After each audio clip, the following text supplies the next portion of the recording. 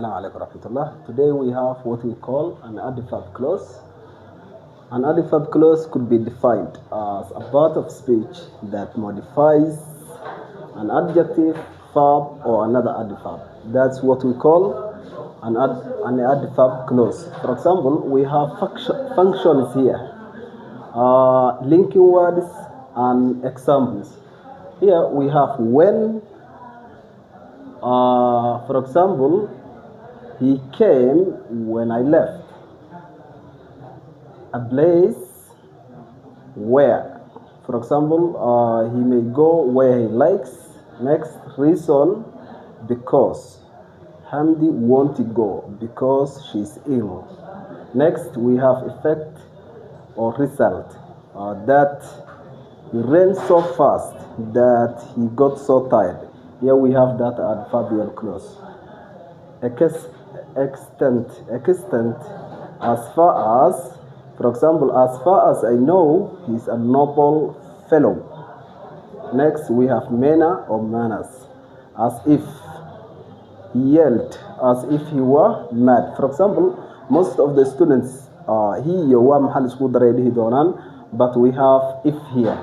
Conditional maadaama ay tahay he waa lagu dari karaa, not was. For example, he yelled, wuu qayliyay, as if he were mad, siduu waalnay oo kale. Condition sharuud, if. I shall support him if he likes. Waan taageeri doonaa haddii uu jecel yahay. Comparison is barbardhig, as in Ahmed is as honest as his father. For example, si guud ah usoo kormaraya, we have adverb clause which we could define as a part of speech that modifies kaasoo qeexaya. Parts of speech buu ka mid yahay that modifies kaasoo qeexa an adjective ku qeexa verb ficil oo sifeeye or another adverb uu qeexaya. That's what we call an adverb clause. For example, we have functions here: when, place, reason, effect or result, extent, manner, condition, comparison. For example, we have linking words here: when, where, because, that, as far as if, as in. For example, examples kina waa kuwana. Waan kusoo laabanaya marka when he came wuu imaaday when I left. markaan tagay. markaan linking wordka waa kana laba jumla isku xiriirinaysa. He came wuu imaaday when I left. markaan tagay when taana xiriiriya.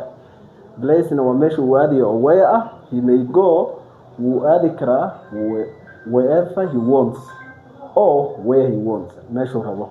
Next, reason, sababta, because sababta ah. Hamdi won't go, ma bixi doonto because she's ill, sababta way jiran tahay ama xanuunsan. Result or effect, that ayaynu isticmaalnaa. He ran wuu carray so fast, aad buu u orday, that he got tired, taasoo uu daalay. Extent, siday wax ku dhici karaan. As far as I know, intaan ka ogahay, is a noble fellow, waa saaxiib qaali ah ama qof qaali ah waaye. Manner, as if, as. Yelled, wuu qayliyay, as if he were mad, siduu waalnaa oo kale. Condition or sharuud ah, if. I shall support him, waan taageeri doonaa, if he likes, hadduu jecel yahay. Then we have comparison here, as in as. Ahmed is as honest as his dad. Ahmed wuxuu daacad u yahay sida aabihiis. And this is what we call an adverb clause, and we have summarized, and that's how it is.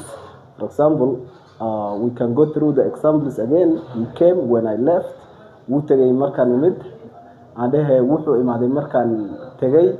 He may go, waa inuu waxa laga yaabaa inuu aado ama uu baxo wherever he likes, meeshuu jecel yahay. Hamdi won't go, Hamdi ma bixi doonto because she is ill, sababta way jiran tahay.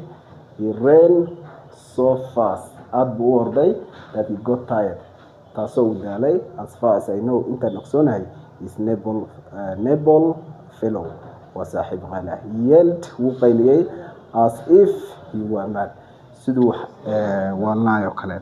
So erayada la isticmaalayo waa kuwan: as far as, and then that, because, where, and when.